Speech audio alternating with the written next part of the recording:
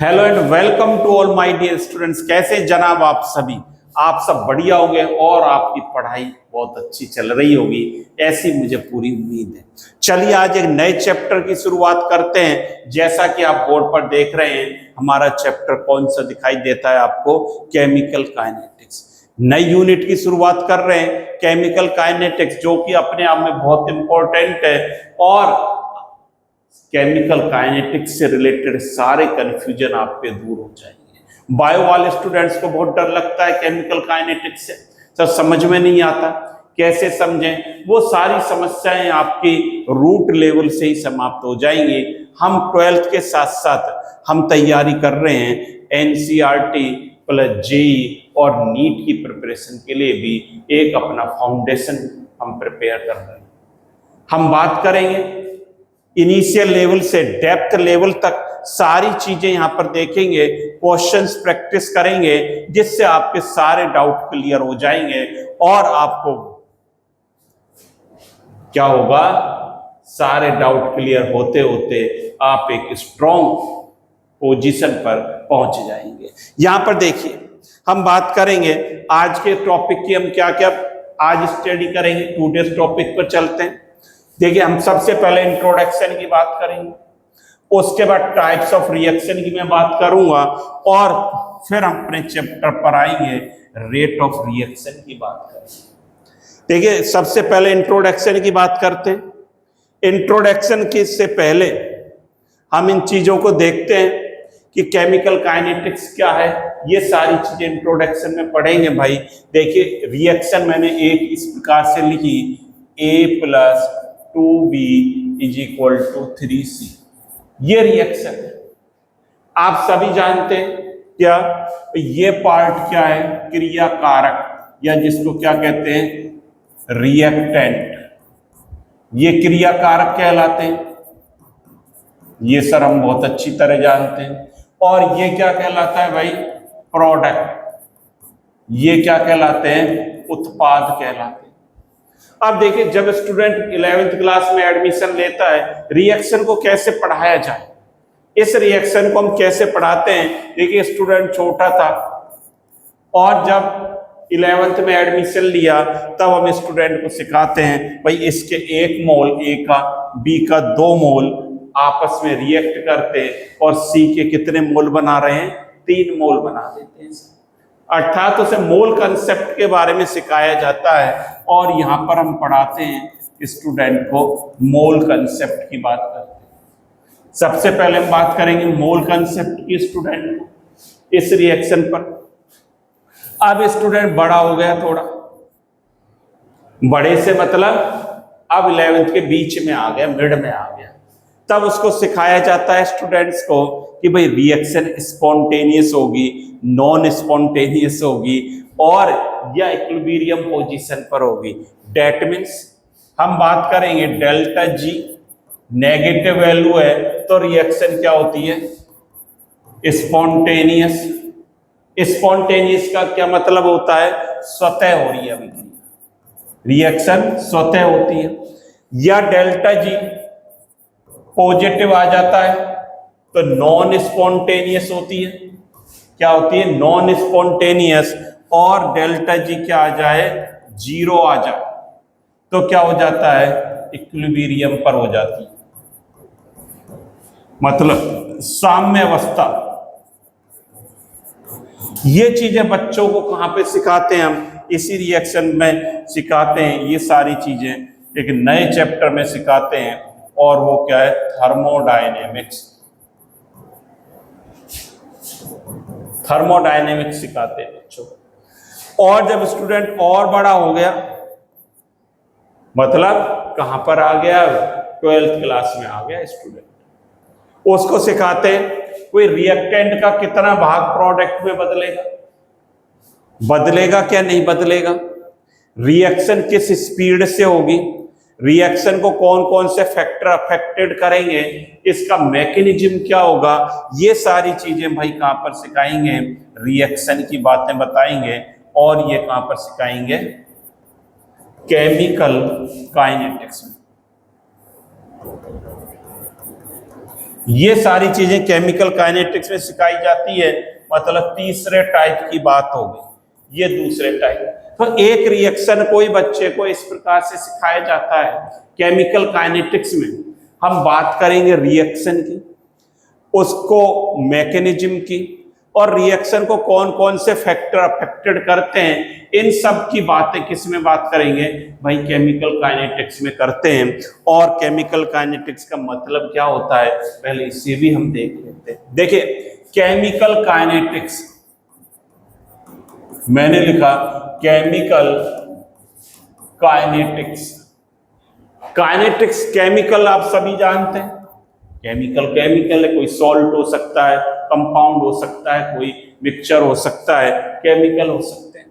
और ये क्या है, काइनेसिस। ये जो वर्ड आया, ये वर्ड आया काइनेसिस। काइनेटिक जो वर्ड मिला वो काइनेसिस से मिला, और ये क्या है भाई, ग्रीक वर्ड है, ये ग्रीक वर्ड। और इसका मतलब क्या होता है, काइनेसिस का मतलब होता है गति, स्पीड। स्पीड से मतलब रिएक्शन की गति क्या है, इस बात की स्टडी हम करेंगे। तो केमिकल काइनेटिक्स की डेफिनेशन भाई क्या हो गई, the branch of chemistry which deal with the study of rate of reactions, their mechanism and factor affecting of the reaction। हम इन तीन बातों की यहां पर स्टडी करेंगे, और यही बात यहां पर डेफिनेशन में लिखी हुई है। क्या बात है, केमिकल काइनेटिक्स इज द क्या है, branch of chemistry that deals with the study of rate of chemical reaction, the factor affecting these reaction, rate of reaction and their mechanism। mechanism की बात करेंगे, rate of reaction की बात करेंगे, और factor affecting की बात करेंगे। हिंदी में भी लिखा हुआ है, हिंदी मीडियम वाले बच्चों के लिए, रसायन विज्ञान की वह शाखा जिसमें रसायन अभिक्रिया की गति, उसकी गति को प्रभावित करने वाले कारक और उसकी क्रियाविधि का अध्ययन किया जाता है, क्या कहलाती है भाई, रासायनिक बल गति की कहलाती है। तो ये कंसेप्ट डेफिनेशन आपके क्लियर हो जानी चाहिए। हमें रजिस्टर और पेन लेकर भी बैठे, जिससे हम चीजों को लिखते चलें, समझते चलें, और हमारा एक नोट्स तैयार होता चले। तो ये रासायनिक बल गति की डेफिनेशन हो जाती है।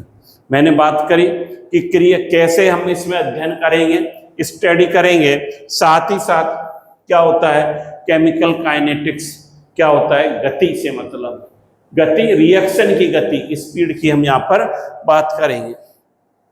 अब देखिए नेक्स्ट टॉपिक क्या है, हम बात करेंगे टाइप्स ऑफ रिएक्शन। देखिए टाइप्स ऑफ रिएक्शन, तीन प्रकार के बच्चों अभिक्रियाएं हैं।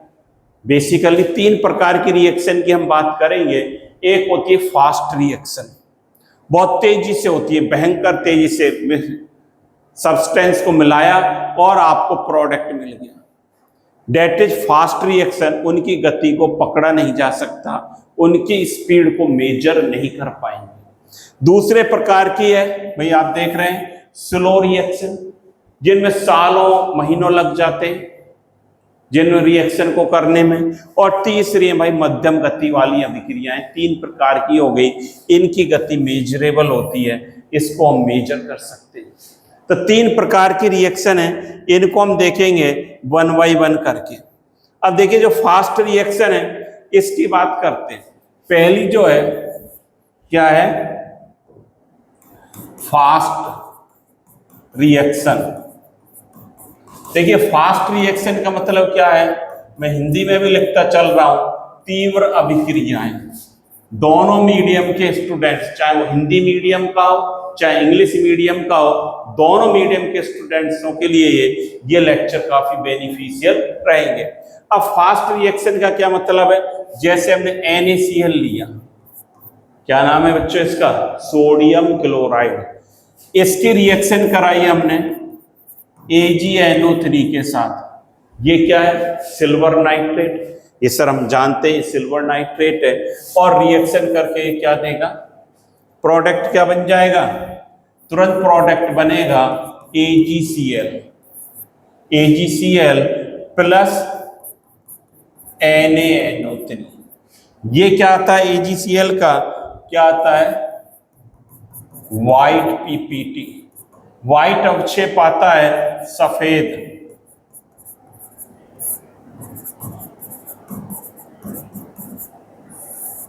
सफेद अवक्षेप तुरंत मिलेगा। मतलब जैसे इनको आप मिलाएंगे रिएक्शन तुरंत होगी, भयंकर स्पीड से होगी और तुरंत प्रोडक्ट मिल जाएगा।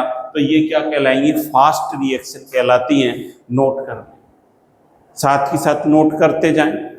ये अभिक्रियाएं क्या होती हैं, अब देखिए इनके बारे में हम देख लें क्या लिखा हुआ है इस बात को, जो भी हमने पढ़ा है। These occur almost instantly when reaction are mixed, when reactant are mixed, तुरंत ही रिएक्टेंट के मिक्स होने से हो जाती है। Usually happen between ionic compounds and aqueous solution, ionic compound में होती हैं और rate is very high, often difficult to measure. इनकी रेट स्पीड बहुत ज्यादा होती है बच्चों, और इसको मेजर करना काफी डिफिकल्ट होता है। यही बात हिंदी में लिखी हुई है, हिंदी मीडियम वाले बच्चों के लिए, कि बहुत जल्दी पूरी हो जाती है। जैसे अभिकारक मिलते हैं, साथ ही साथ अधिकतर आयनिक यौगिकों के जल अपघटन की अभिक्रियाएं होती हैं। जल अपघटन है, गति इतनी अधिक होती है कि भाई मापना कठिन हो जाता है। ये जो फास्ट रिएक्शन की हम बात कर रहे हैं, फास्ट रिएक्शन के 3 पॉइंट हैं, बहुत ज्यादा एग्जाम के लिए इंपॉर्टेंट नहीं है, लेकिन हमें समझना जरूरी है कि फास्ट रिएक्शन होती क्या है। ये हमें बात को समझ में आना चाहिए। अब देखिए फास्ट रिएक्शन की अभी हमने बात करी, सिल्वर नाइट्रेट और सोडियम क्लोराइड को मिलाएंगे और क्या बन जाएगा, AgCl का व्हाइट PPT बन जाता है, तुरंत बन जाता है। अब जो दूसरी अभिक्रिया होती है वो कौन सी होती है, स्लो अभिक्रियाएं होती है। जैसे कौन सी है, दूसरे टाइप की रिएक्शन है स्लो रिएक्शन। भाई स्लो का मतलब धीमी, आप समझ, जैसे रस्ट फॉर्मेशन है। जैसे एग्जाम्पल क्या लिखेंगे, रस्ट फॉर्मेशन।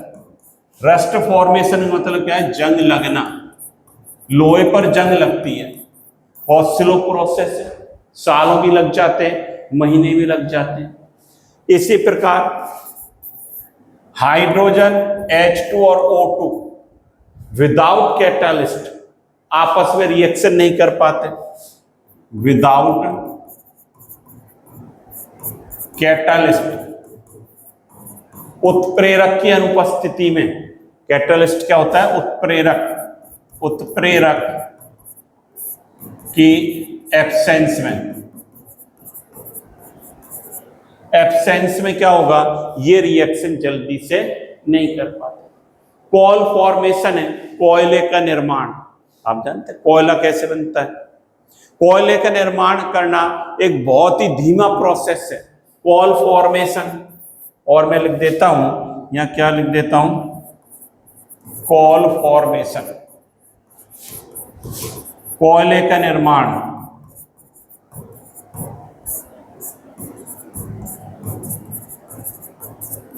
ये भी बहुत धीमा प्रोसेस है। तो ये धीमी प्रोसेस है, धीमी अभिक्रियाएं हैं, स्लो रिएक्शन है, जिनको होने में सालों महीने लग जाते हैं।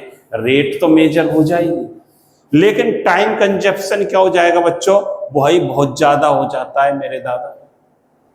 नोट भी कर रहे हैं ना आप सभी, टाइम बहुत हो जाता है, इसलिए ये रिएक्शन भी फेवरेबल नहीं है इसके लिए, केमिकल काइनेटिक्स के लिए।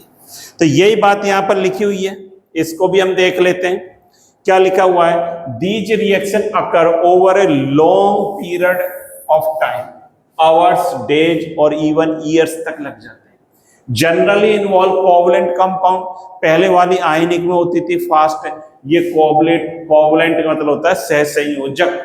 हिंदी में लिख देता हूं, इसका मतलब भाई क्या है, कोवलेंट, सहसंयोजक, कोवलेंट कंपाउंड में होती है। और physical changes like rusting, the rate is low and easily measurable, measurable तो हो जाएगी लेकिन काफी टाइम कंज्यूमिंग होगा। ये अभिक्रिया लंबे समय में पूरी होती है, घंटे दिन साल, आमतौर पर कोवलेंट सहसंयोजक यौगिक होते हैं, सहसंयोजी यौगिक होते हैं, उनमें होती है। गति धीमी होती है लेकिन मापी भी जा सकती है, टाइम तक लगेगा। तो फेवरेबल नहीं है, कहने का मतलब भाई मेरे ये है कि फेवरेबल कंडीशन नहीं है। और तीसरे प्रकार की रिएक्शन आ जाती है हमारी, जो हमारे काम की है। कौन सी है तीसरे प्रकार की? Moderate reaction. मॉडरेट रिएक्शन जो है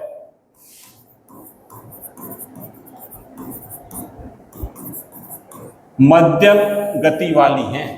कौन सी है? या मैं लिख देता हूं, मध्यम गति।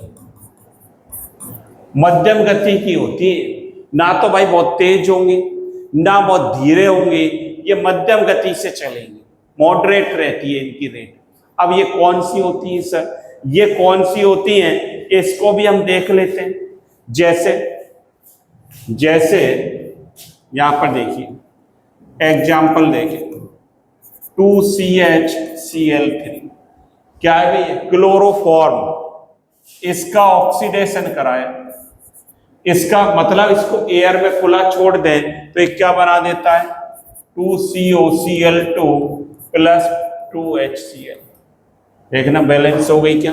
कार्बन 2 है, 2 है, Cl 6 है, 4 और 2 6, हाइड्रोजन 2 है, ऑक्सीजन 2। तो ये बना देता है। जब इसका ऑक्सीडेशन करेंगे तो ये मध्यम गति से होती है। ये क्या है? क्लोरोफॉर्म। ये आप जानते हैं, क्लोरोफॉर्म। क्लोरोफॉर्म का ऑक्सीडेशन करेंगे COCl2 बन जाता है। और देखिए एग्जाम्पल और मैं बात करूं, जैसे और इसमें कौन सी रिएक्शन हो सकती है, और एग्जाम्पल की हम बात करेंगे। इस जैसे क्या है? CH3COOH, ये भाई क्या है? Acetic acid, acetic acid plus इस पर रिएक्शन करा दें किसके? C2H5OH, alcohol, ethanol, ethyl alcohol भी बोला जाता है। इसकी रिएक्शन करा देता हूं तो ये क्या देगा? एसिड की प्रेजेंस में तो ये क्या दे देगा? ये हमें देगा CH3COO, CH3COO, माइनस यहां पर क्या हो रहा है? H2 हो रहा है। तो ये क्या बन गए? Easter formation. ये भी क्या है हमारा? क्या है भाई? ये भी मध्यम गति से होती है। ये तो आप समझते हैं। यहां पर देखिए अब एस्टर है, ये कौन सा एस्टर बना? नाम बता सकते हो क्या? ये वाला एस्टर है। इसका आयुपैक नाम लिख सकते हो क्या भाई? ये देखिए सारी चीजें हमें बेस से पकड़नी है, हमें रूट लेवल से हर चीज को समझना है, और तभी हमारा क्या है? बेस स्ट्रॉन्ग होगा तो हमारा फाउंडेशन बढ़िया होगा, और जब भी हम कंपटीशन को फाइट कर पाएंगे। बताओ इसका यूपीएससी नेम लिखी है, चलिए फटाफट।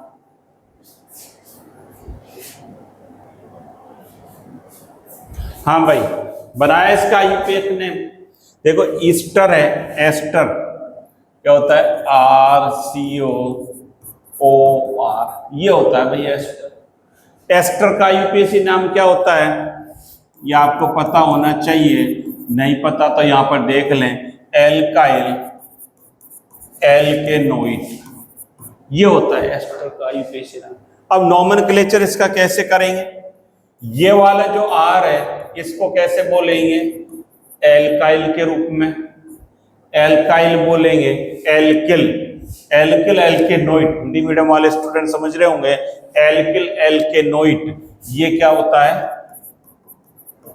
एल्किल होता है। ये सर एल्किल होता है। शेष जो रेस्ट कार्बन रह जाएंगे इनको काउंट करके और इसका नाम क्या बोलेंगे, एल्केनोइड।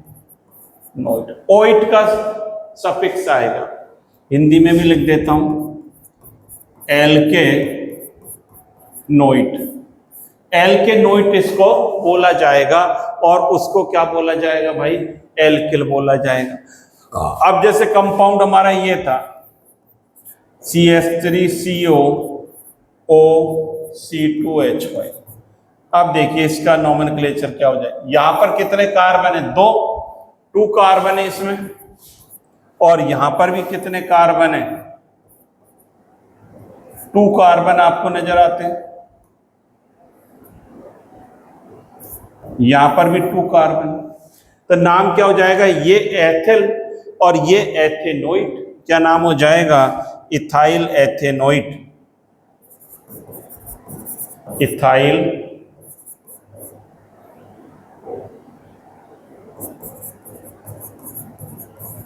इथेनोइड, ये नाम हो गया, एथिल एथेनोइड हो गया इसका नाम। बात आ रही समझे, एल्किल एल्केनोइड। तो जो एस्टर का फॉर्मेशन है ये मध्यम गति से होता है, ये रिएक्शन भी हमने सर सीखा। और देखिए एक एग्जांपल और बता देते हैं इसका। और देखिए हमारे पास जैसे सुक्रोस है भाई, इसको भी समझ लें, C12H22O11 सुक्रोस, या केन शुगर, शुगर केन एक ही बात है, मैंने केन शुगर लिख दिया। ये सुक्रोस है आपका, और इसका हाइड्रोलिसिस किया जाए, इसका हाइड्रोलिसिस करेंगे एसिड की प्रेजेंस में, प्लस क्या लिख देता हूं H2O, और एसिड की प्रेजेंस में इसका यदि हाइड्रोलिसिस करें तो ये क्या देता है, C6H12O6 प्लस C6H12O। सर आपने तो दोनों एक जैसे लिख दिए। एक क्या है, ये ग्लूकोज, ग्लूकोज कहलाता है, और भाई ये क्या कहलाता है, फ्रक्टोज, ये फ्रक्टोज कहलाता है। एक ग्लूकोज एक फ्रक्टोज, क्या सर दोनों के फॉर्मूले एक ही होंगे, बिल्कुल होंगे भाई, दोनों के फॉर्मूले एक ही होते हैं ग्लूकोज फ्रक्टोज के। ये क्या है, आपस में आइसोमर हैं, समावयव। ये आपस में क्या है भाई, आइसोमर हैं, ग्लूकोज और जब फ्रक्टोज की हम बात करते हैं। तो अंतर इसमें सर कैसे नजर आता है, ग्लूकोज फ्रक्टोज में स्ट्रक्चर से नजर आता है। कैसे, ग्लूकोज और फ्रक्टोज की जब स्ट्रक्चर की बात करते हैं हम यहां पर, तो देखिए क्या होगा, ग्लूकोज और फ्रक्टोज की स्ट्रक्चर की बात करेंगे तो ग्लूकोज और फ्रक्टोज की स्ट्रक्चर कैसे होती है, यहां पर देखिए, जैसे ग्लूकोज की मैं बात करूं C6H12O6, और इसकी स्ट्रक्चर क्या होती है CHO। यहां स्ट्रक्चर की जरूरत नहीं है लेकिन मैं समझा देता हूं आपको, HOH और OH, ये पढ़ेंगे आप बायोमोलिक्यूल्स में, HOH और ये भी HOH, और ये क्या है CH2। कितने कार्बन हो गए, 6 कार्बन है क्या, नहीं देखना, 1 2 3 4 5 6। ये कौन सा ग्रुप है सर, ये एल्डिहाइड। तो ये क्या कहलाती है, एल्डोहेक्सोज। ये क्या है,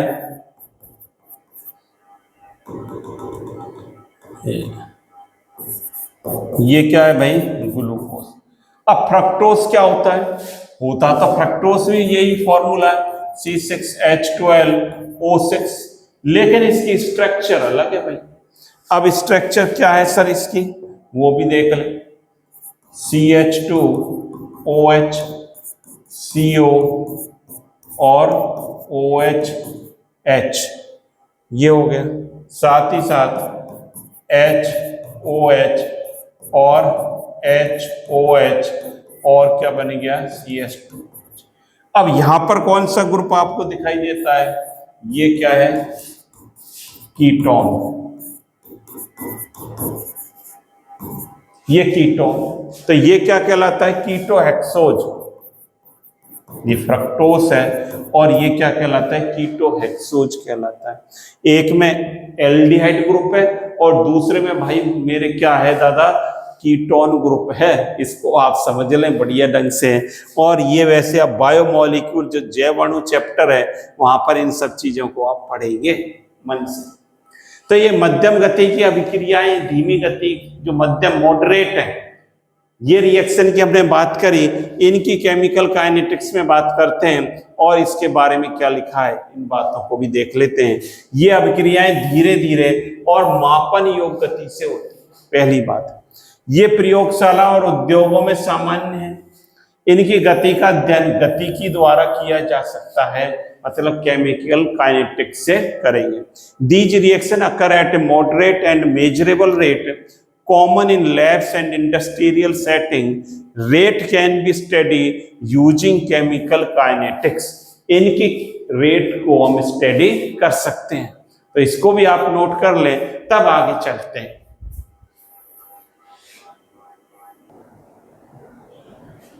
कर लिया भाई? बहुत बढ़िया, बहुत बढ़िया। आप समझ रहे हैं सारी चीजों को। हमने रिएक्शंस की बात कर ली, रिएक्शंस के टाइप्स की बात कर ली, इंट्रोडक्शन की बात कर ली। अब जो इम्पोर्टेंट बात करेंगे, क्या बात करेंगे? अब बात करेंगे rate of reaction. Rate of reaction की बात करेंगे। भाई रेट ऑफ रिएक्शन क्या होता है? देखिए, रेट ऑफ रिएक्शन की मैं बात करूं उससे पहले इस बात को समझ लें। मान लीजिए हमारे पास ये ए, ये चेंज हो गया, बी में कन्वर्ट हो गया। ए किस में भाई कन्वर्ट हो गया? बी में। ए क्या है? रिएक्टेंट कहलाता है सर ये, और इसको क्या कहते हैं? क्रियाकारक। इसको कहते हैं क्रियाकारक। और बी क्या कहलाता है? बी प्रोडक्ट, उत्पाद कहलाता है।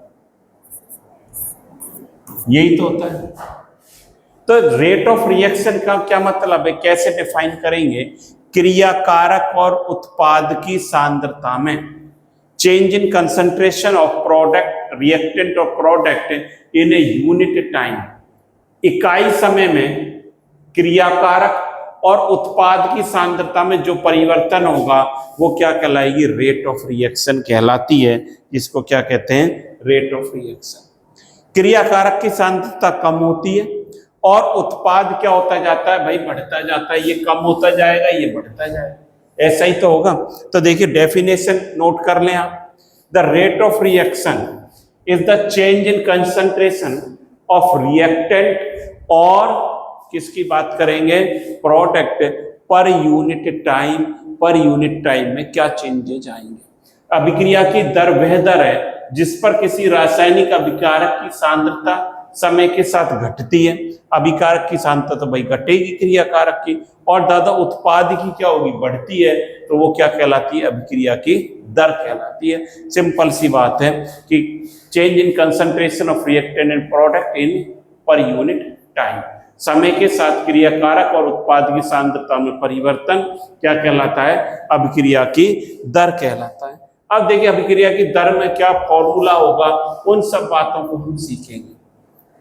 ये रिएक्टेंट, ये प्रोडक्ट, इसको मैं ऐसे भी लिख सकता हूं आर, इसको आर से डिनोट करूं, देखिए, और इसको मैं क्या लिख देता हूं? पी लिख देता हूं। मान लीजिए हम क्या माने, आर जो है टी बराबर 0 समय है। टी बराबर क्या है? 0, टाइम 0 है, और इसकी कंसंट्रेशन हमने मान ली CI, इसकी CI मान ली। तो अब उत्पाद की भाई मुझे बता दो, उत्पाद की सांद्रता कितनी होगी? उत्पाद की बता दो भाई, उत्पाद की कितनी होगी? उत्पाद तो अभी बना ही नहीं सर, और इसकी सांद्रता कितनी होगी? 0 होगी। 0 ही तो होगी इसकी सांद्रता। CI क्या है? Initial concentration. CI क्या है? इनिशियल कंसंट्रेशन, प्रारंभिक सांद्रता। अब देखिए T बराबर क्या हो गया? कुछ समय निकल गया, तो मैं लिख देता हूं T बराबर T सेकेंड। इसका मान लीजिए एक्स इसमें से ब्रेक हो जाता है, सीआई का जो प्रारंभिक इनिशियल कंसंट्रेशन है उसमें से भाई कितना ब्रेक हो जाता है एक्स, तो मैं क्या लिखूंगा सीआई माइनस एक्स, सांद्रता ये हो गई।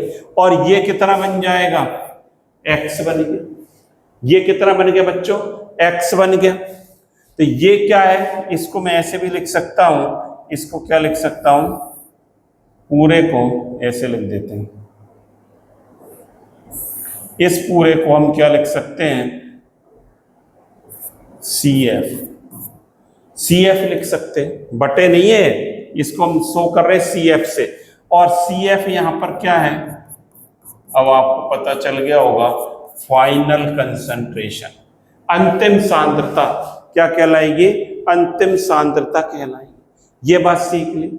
अब रेट ऑफ रिएक्शन क्या हो जाएगी, रेट ऑफ रिएक्शन क्या हो जाएगी बताओ, मैं क्या लिखूंगा, देखिए मैं यहां पर लिखता हूं रेट ऑफ रिएक्शन, मतलब अभिक्रिया की दर। अभिक्रिया की दर क्या हो जाएगा, बोलो क्या अभी परिभाषा पढ़ी है, change in concentration of reactant of product in unit time. तो क्या लिखूंगा, change in concentration of, R लिख रहा हूं रिएक्टेंट और पी फॉर रिएक्टेंट, मतलब क्रिया कारक या उत्पाद की सांद्रता में परिवर्तन, बटे क्या लिखूंगा, बटे क्या लिखूंगा टाइम टेकन,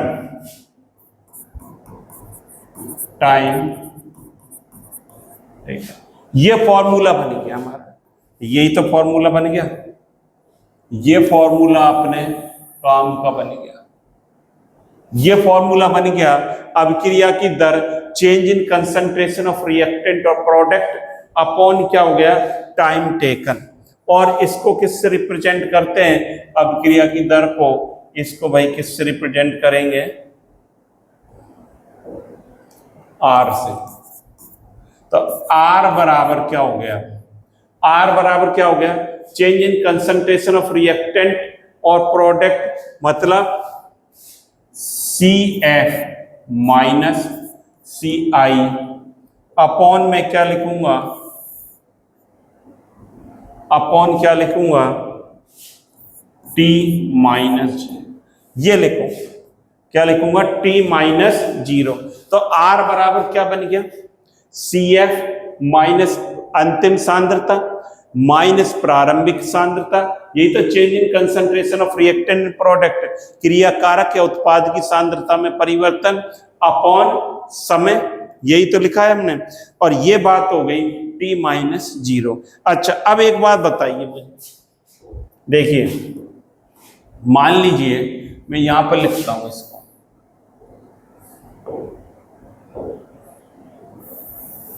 एक्स्ट्रा चीजें बताता हूं आपको। मान लीजिए R is equal to P है, R से क्या बन रहा है P बना, हमारा रिएक्टेंट से क्या बना बच्चों P बना, T बराबर T1 पर इसकी सांद्रता मान लेता हूं R1, इसकी कंसंट्रेशन कितनी मान ली R1 और इसकी हमने मान ली P1, T बराबर T2 समय पर इसको मान लिया R2 और इसको मान लिया मैंने P2। अब R1 R2 में क्या रिलेशन है, मतलब कौन सी ज्यादा है कौन सी कम है, तो आपको पता है क्रिया कारक की सांद्रता समय के साथ कम होती है, मतलब R1 ग्रेटर देन क्या रहेगा R2 रहेगा, इस बात को आप समझ लें। और उत्पाद की सांद्रता क्या होती है, बढ़ती है, मतलब क्या होगा P2 ग्रेटर देन क्या होगा P1 होगा, ये भी आप नोट कर लें, ये भी समझ लें। ये रिएक्टेंट जो क्रिया कारक है भाई उसकी सांद्रता तो कम होती है, घटता जाता है समय के साथ साथ, और उत्पाद बढ़ता जाता है। तो P2 हमेशा ज्यादा रहेगा, R1 क्या हो जाएगा, कम हो जाता है। इस बात को भी आप नोट कर लें। अब देखिए मैं रिएक्टेंट की बात करता हूं। ये हमने कॉमन बात करी कि भाई इसकी सांद्रता में परिवर्तन होगा, change in concentration of reactant. R4 क्या है यहाँ पर, रिएक्टेंट है, क्रियाकारक, और ये क्या है, उत्पाद, अपॉन टाइम टेकन। अब मैं बात करता हूं रेट ऑफ रिएक्शन, किसकी बात करता हूं, क्रियाकारक की बात करता हूं। क्रियाकारक की बात करेंगे तो हम क्या लिखेंगे, यदि हम ऐसे लिखें, देखो रेट ऑफ रिएक्शन, इसको R से लिखते हैं। किसकी बात कर रहे हैं, रिएक्टेंट की। रिएक्टेंट की क्या लिखूंगा, change in concentration of reactant, क्या लिखूंगा, चेंज इन कंसंट्रेशन ऑफ, क्रियाकारक की सांद्रता में परिवर्तन, अपॉन, क्या लिखूंगा, टाइम, यही तो लिखेंगे। अपॉन में क्या लिखेंगे, टाइम टेकन या टाइम लिखते हैं, एक ही बात है। लो, लिया गया समय। ये हो, यदि मैं रिएक्टेंट की बात करता हूं, यदि मैं क्रियाकारक की बात करता हूं, भाई इसकी दर क्या होगी, क्या लिख देता हूं यहां पर, देखो ये क्या है,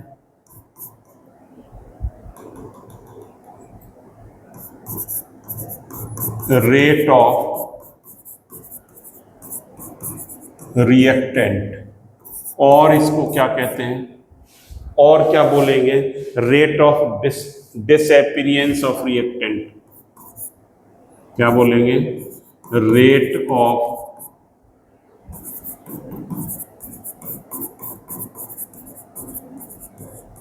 डिसएपीरियंस ऑफ रिएक्टेंट, मतलब क्रियाकारक के लुप्त होने की दर कहलाता है। क्या कहलाती है, क्रियाकारक के लुप्त होने की दर, change in concentration of reactant upon time taken, ये हम लिखेंगे यहां पर।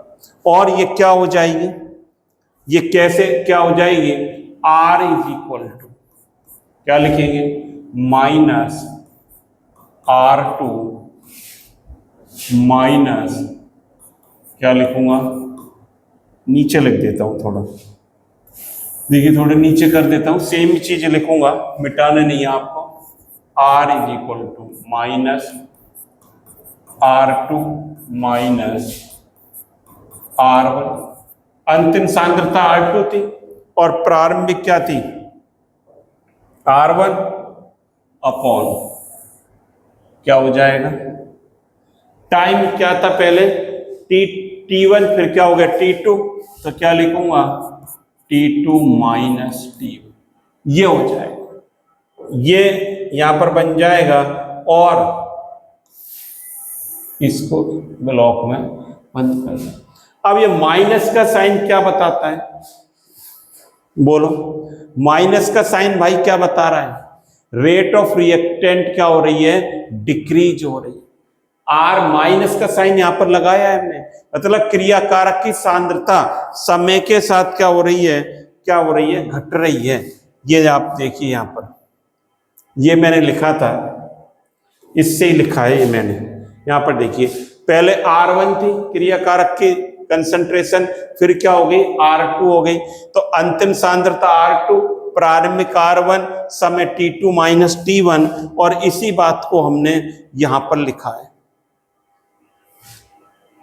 इसी बात को यहां पर लिखा है बच्चों, क्या लिखा है, R2 minus R1 upon T2 minus T1। Minus का जो साइन है, ये माइनस साइन लिख लें, माइनस साइन, सो क्या लिखेंगे, minus sign, so concentration of reactant, concentration of reactant क्या हो रहा है, डिक्रीज। मतलब क्रियाकारक की सांद्रता में कमी को बताता है। ये क्या बताता है भाई, क्रियाकारक की सांद्रता क्या हो रही है, कम होती जा रही है। अब यदि मैं उत्पाद की बात करूं, ये तो रेट ऑफ डिसएपीरियंस कहलाएगी, क्रियाकारक के विलुप्त होने की दर कहलाएगी।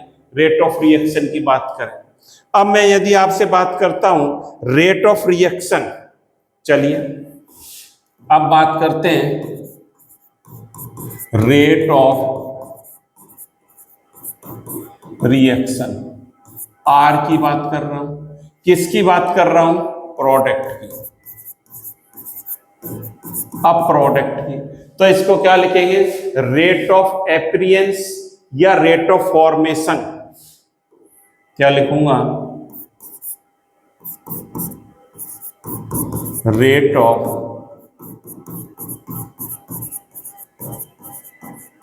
एपीरियंस और रेट ऑफ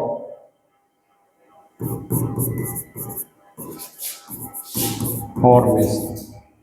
क्या है, rate of formation is equal to, क्या लिखेंगे, अब क्या लिखेंगे, change in concentration of product, same बात लिखेंगे, क्या लिखेंगे,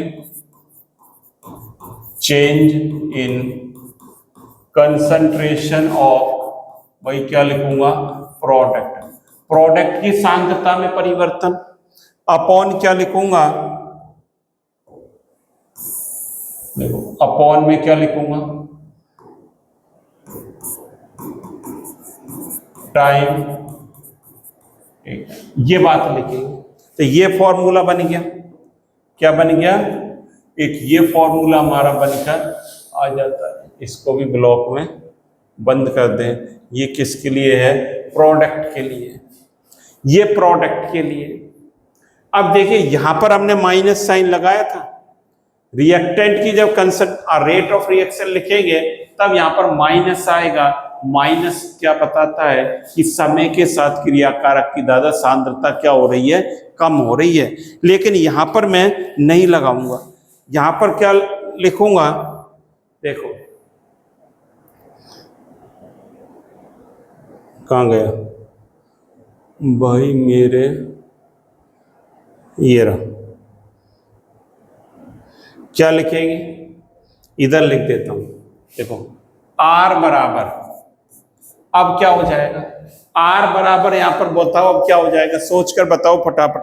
आर बराबर में क्या लिखूंगा, अंतिम सांद्रता, देखो यहां पर क्या थी, P2 और प्रारंभिक P1 time T2 minus T1, तो इसी बात को लिखूंगा, क्या लिखूंगा, P2 माइनस P1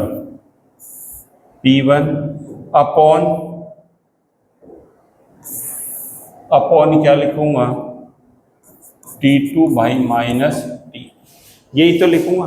और मैं इसको क्या लिख सकता हूं, और इसको ऐसे भी लिख सकता हूं, delta P upon delta T, इसको हम ऐसे भी लिख सकते हैं, delta P upon delta T। और कंसंट्रेशन को हम क्या लिख सकते हैं, रिएक्टेंट के लिए हम क्या लिख सकते हैं, रिएक्टेंट के लिए ऐसे लिख सकते हैं, और इसको minus delta R upon delta T ऐसे लिख सकते हैं। ये भी इंपॉर्टेंट बात है, सीखने वाली बात है कि इसको किस प्रकार से लिखा जाए, minus delta R upon delta T। और इसको मैं क्या लिख सकता हूं भाई, इसको मैं लिख सकता हूं delta P upon delta T, ये बात लिख सकता हूं। मतलब हमें करना क्या है कि रेट ऑफ रिएक्शन हमें निकालने के लिए अंतिम सांद्रता भाई फाइनल सांद्रता कंसंट्रेशन माइनस इनिशियल कर दो और अपॉन टाइम कर दो। तो इसको एक बार नोट कर ले, तब अगली बात हम करेंगे। कर लिया भाई, बहुत बढ़िया बहुत बढ़िया, आप सीख रहे हैं और साथ के साथ मुझे उम्मीद है नोट भी करते जा रहे हैं। अब बात करेंगे unit of rate of reaction. भाई अब क्या बात करेंगे, हेडिंग लगा लें, यूनिट ऑफ रेट भाई, ये पेन भी धोखा दे जाता है भाई कई बार। यूनिट ऑफ रेट ऑफ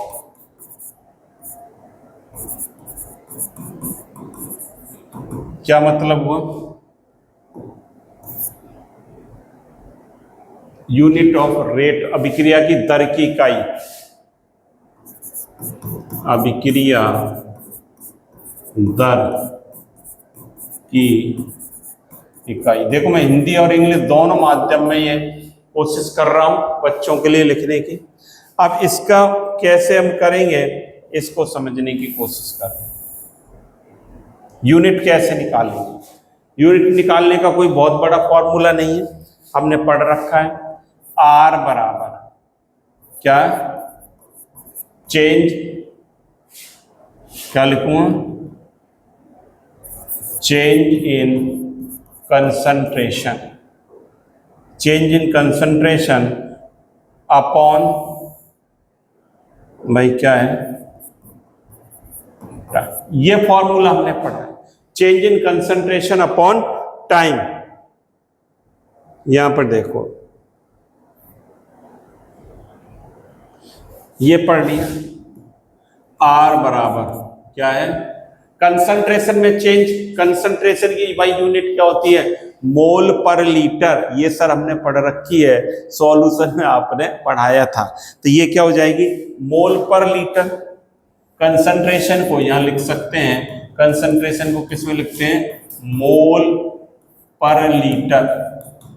और क्या कह सकता हूं?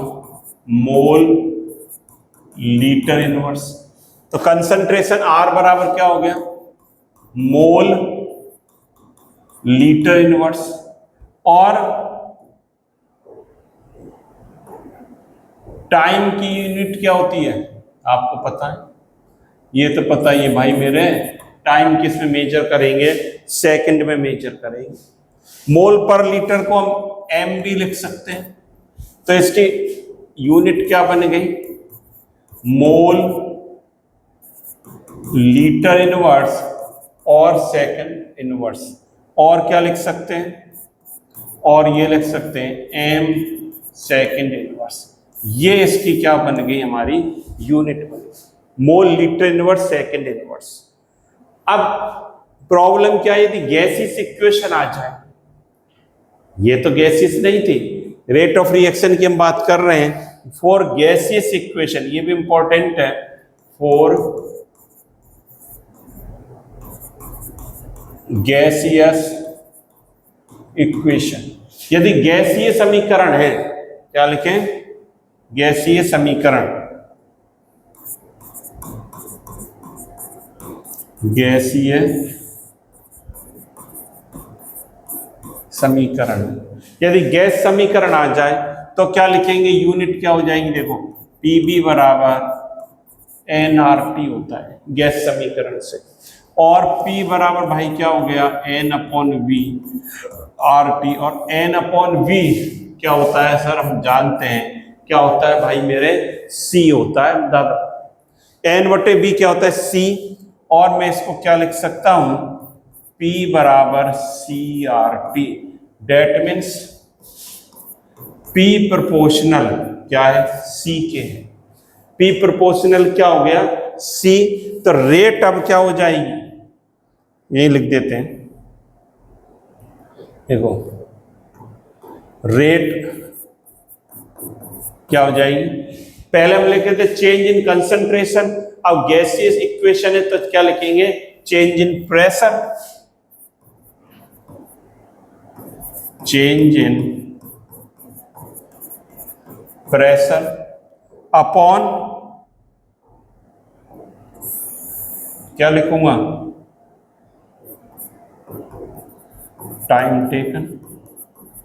यही तो बात लिखूंगा।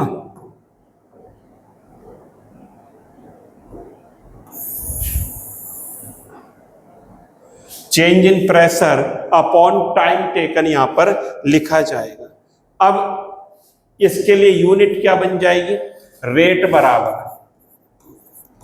अब हम मोल पर लीटर की जगह क्या लिख देंगे, प्रेशर की क्या होती है, एटीएम, एटीएम और second inverse, ATM second inverse में लिख दूंगा भाई, ये लिखूंगा क्या नहीं, या इसको एटीएम को क्या कहते हैं, वायुमंडल, ऐसे भी लिख सकते हैं, और हिंदी में लिखना चाहें तो वायुमंडल और सेकंड, इस प्रकार से लिख देंगे। तो इस प्रकार से ये इसकी आज हमने यूनिट सीख ली भाई। दो प्रकार की रिएक्शन को हमने पहले, तीन प्रकार की रिएक्शन देखी, फिर रेट ऑफ रिएक्शन भी दो टाइप की देखी कि किस प्रकार से रेट ऑफ रिएक्शन डिपेंड करती है। ये सारी चीजें आज हमने पढ़ी। तो हमने पढ़ लिया आज, इंट्रोडक्शन पढ़ा केमिकल काइनेटिक्स का, टाइप्स ऑफ रिएक्शन की बात करी, और रेट ऑफ फॉर्मेशन और रेट ऑफ क्या डिसएपीरियंस की बात हमने करी। मतलब विलुप्त होने की दर, अभिक्रिया के बनने की दर क्या होगी, रेट ऑफ रिएक्शन कैसे निकालेंगे, change in concentration of reactant और प्रोडक्ट अपॉन टाइम टेकन। और रिएक्टेंट हमेशा क्या होता जाता है, डिक्रीज होता है बच्चों, और प्रोडक्ट हमेशा इंक्रीज होता जाता है। साथ ही साथ इनकी यूनिट की बात कर ली। तो आज के क्लास में ये सारी चीजें हमने सीख ली। आप इनके कॉपी पेन लेकर बैठना है, साथ ही साथ नोट्स बनाना है, और ज्यादा से ज्यादा स्टूडेंट्स को शेयर करते रहें, जिससे ज्यादा से ज्यादा स्टूडेंट्स को इसका बेनिफिट मिलता रहे। साथ ही साथ चाहे आप हिंदी मीडियम के स्टूडेंट हैं, चाहे इंग्लिश मीडियम के हैं, बहुत लैंग्वेज में आपको नोट्स मिल रहे हैं, तो आप इनको नोट करते चलें, जिससे आपका एक फाउंडेशन स्ट्रॉन्ग होता जाएगा। तो thank you students, have a nice day. और चलिए मिलते हैं अगली क्लास में, फिर मिलेंगे और बात करेंगे नए टॉपिक के साथ। Thank you student.